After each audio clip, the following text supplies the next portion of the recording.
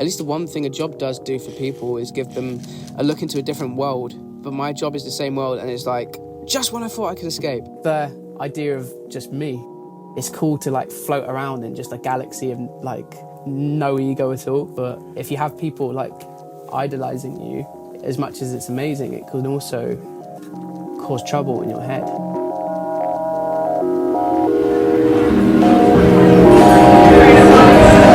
My name is Alfie Templeman.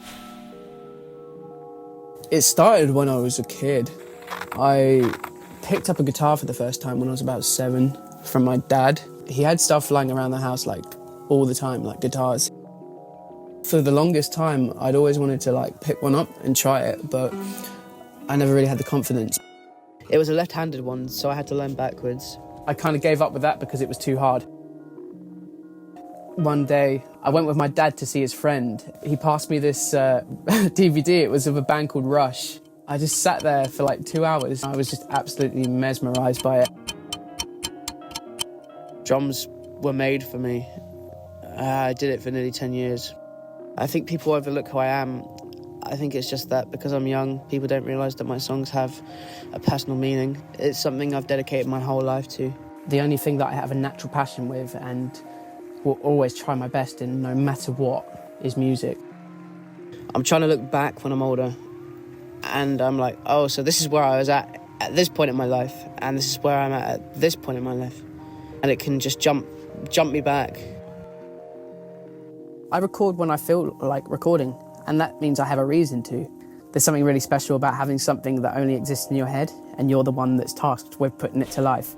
It's like things that your mind's come up with, and now you have the duty to actually bring them into the world.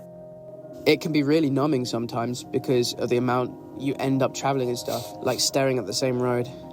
It's like, wake up, feel like shit, go on stage, have the time of your life, and enjoy that kind of come down until you have a massive adrenaline crash. It can be hard to not go into a bit of a black hole there, and sometimes that can linger like a cloud above you. I had a really good childhood. I was a very hyper kid. The first time I knew something was definitely wrong, it must have been the first time I went to hospital. I must have been about 7 or 8. I freaked out really badly at school and just like had this massive, what would be a panic attack. I didn't want to go in. I was really nervous. It was a massive anxiety thing. I just remember struggling to breathe, and that triggered my asthma, and I ended up in the hospital.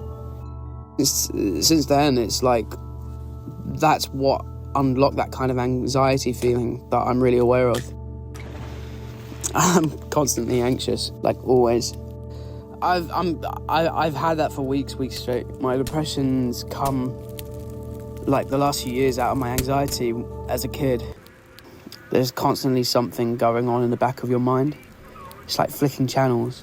It's all the things going round and round, but your brain hasn't got the energy to actually solve it. When you're in that kind of depressive state, you're not even thinking from your head. Your like whole body's just like on fire. Like you can't control yourself. Intensity, you can feel your heart beating out your chest. Everything's just horrible. It feels like all of a sudden you're the only person on the planet.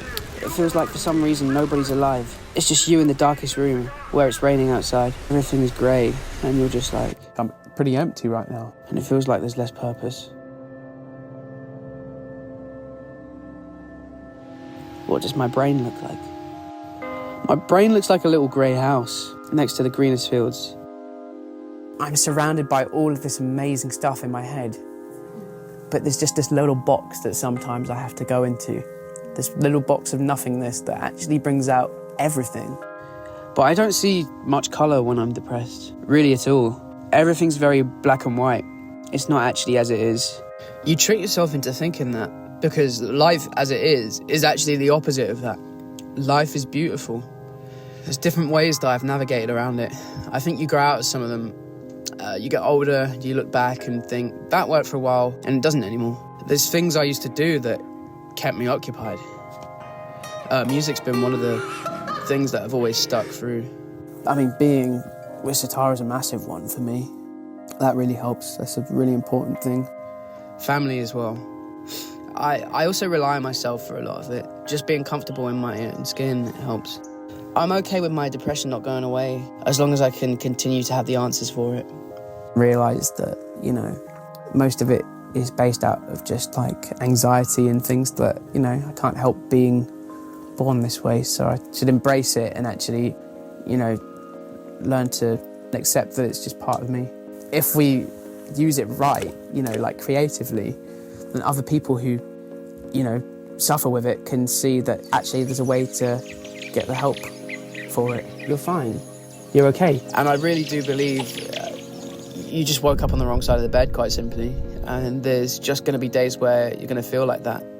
And it's just part of life. For the most part, it's just a chemical imbalance.